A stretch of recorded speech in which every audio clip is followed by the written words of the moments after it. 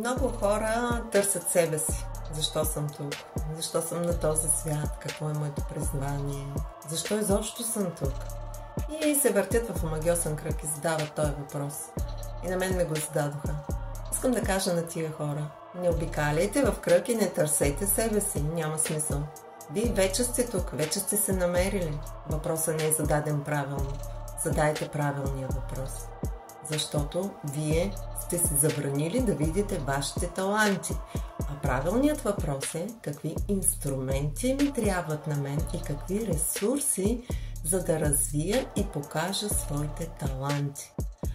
Аз съм сигурна, че и вие имате таланти. Няма човек без таланти. Просто сте се забранили да го видите и търсите себе си. Няма смисъл да търсите себе си. Вие сте тук. Намерихте се. Вижте с какво разполагате. Какво имате в наличност като арсенал, който да пуснете в употреба. Също така, забележете от какво имате нужда и се го набавете.